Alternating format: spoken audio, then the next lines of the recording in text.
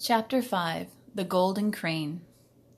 The next morning, Sadako woke up slowly. She listened for the familiar sounds of her mother making breakfast, but there were only the new and different sounds of a hospital. Sadako sighed. She had hoped that yesterday was just a bad dream. It was even more real when Nurse Yusanga came in to give her a shot. "Getting shots is part of being in the hospital," the plump nurse said briskly. "You'll get used to it." "I just want the sickness to be over with," Sadako said unhappily, "so I can go home." That afternoon, Chiziku was Sadako's first visitor.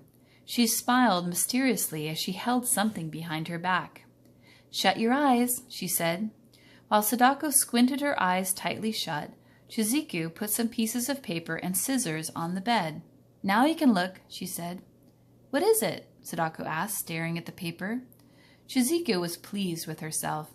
"I've figured out a way for you to get well," she said proudly. "Watch." She cut a piece of gold paper into a large square. In a short time, she had folded it over and over into a beautiful crane. Sadako was puzzled.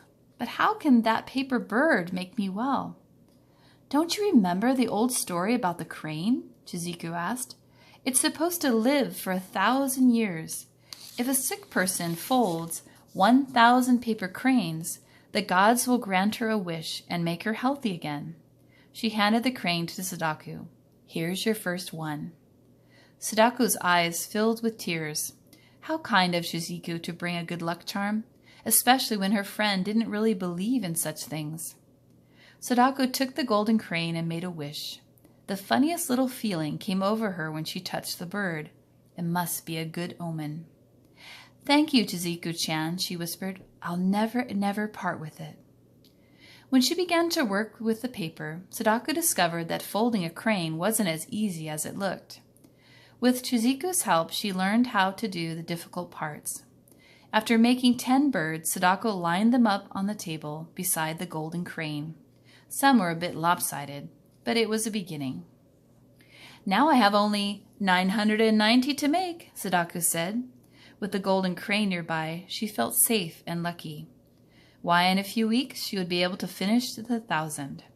Then she would be strong enough to go home. That evening, Mashiro brought Sadako's homework from school. When he saw the cranes, he said, "There isn't enough room on that small table to show off your birds. I'll hang them on the ceiling for you." Sadako was smiling all over. "Do you promise to hang every crane I make?" she asked.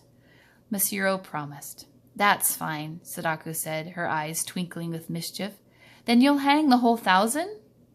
1,000? Her brother groaned. "You're joking." Sadako told him the story of the cranes. Mashiro ran a hand through his straight black hair. "Yeah, you tricked me," he said with a grin, "but I'll do it anyhow." He borrowed some thread and tacks from Nurse Yusanga and hung the first 10 cranes. The golden crane stayed in its place of honor on the table. After supper, Mrs. Sasaki brought Mizutsu and Iji to the hospital. Everyone was surprised to see the birds. They reminded Mrs. Sasaki of a famous old poem.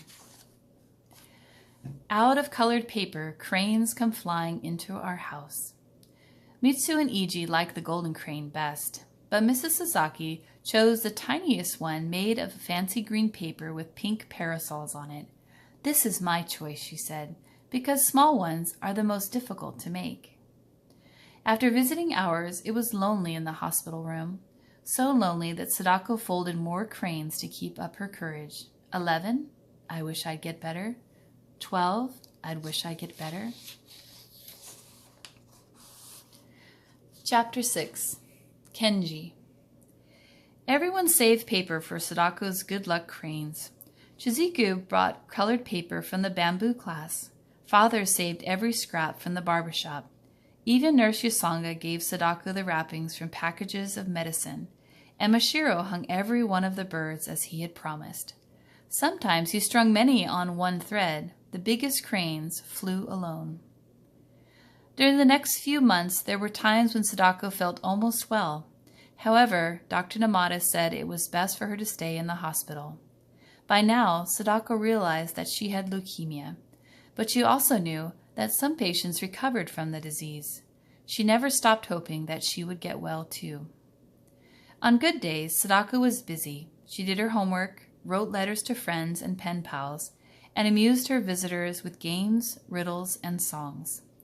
In the evening, she always made paper cranes. Her flock grew to over 300. Now the birds were perfectly folded.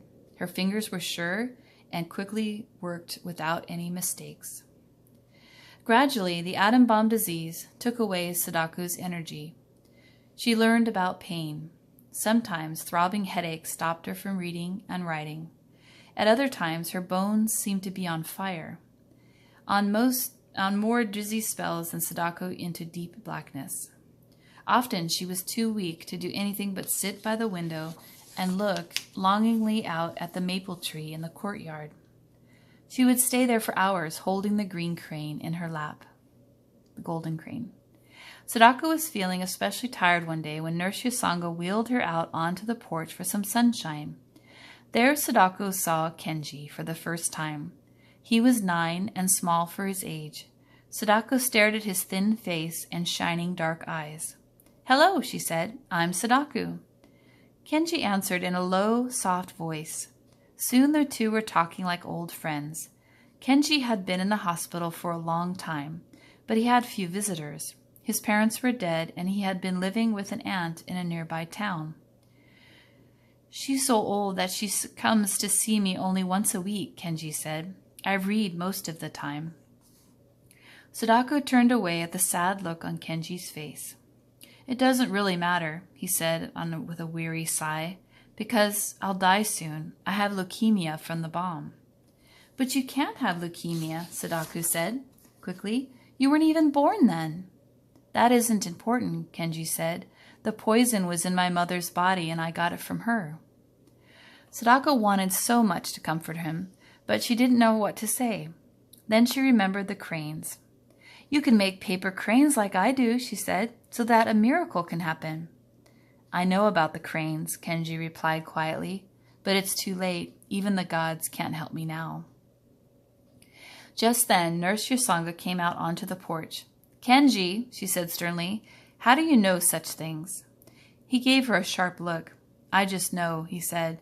"And besides, I can read my blood count on the chart. Every day it gets worse."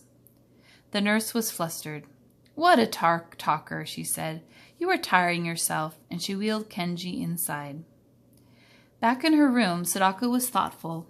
She tried to imagine what it would be like to be ill and have no family. Kenji was brave, that's all. She made a big crane out of her prettiest paper and sent it across the hall to his room. Perhaps it would bring him luck. Then she folded more birds for her flock.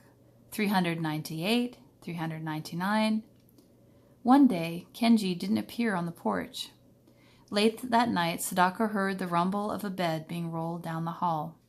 Nurse Yusanga came in to tell her that Kenji had died. Sadako turned to the wall and let the tears come. After a while, she felt the nurse's gentle hand on her shoulder. "Let's sit by the window and talk," Nurse Yusanga said in a kindly voice. When Sadako finally stopped sobbing, she looked out at the moonlit sky. "Do you think Kenji is up there on a star island?" "Wherever he is, I'm sure that he is happy now," the nurse said.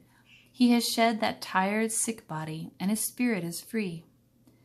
Sadako was quiet, listening to the leaves on the maple tree rustle in the wind. Then she said, "Am I going to die next, aren't I?" "Of course not," Nurse Yusanga answered with a firm shake of her head. She spread some colored paper on Sadako's bed. "Come and let me see you fold another paper crane before you go to sleep. After you finish 1,000 birds, you'll live to be an old, old lady." Sadako tried hard to believe that. She carefully folded cranes and made the same wish. 463, 464,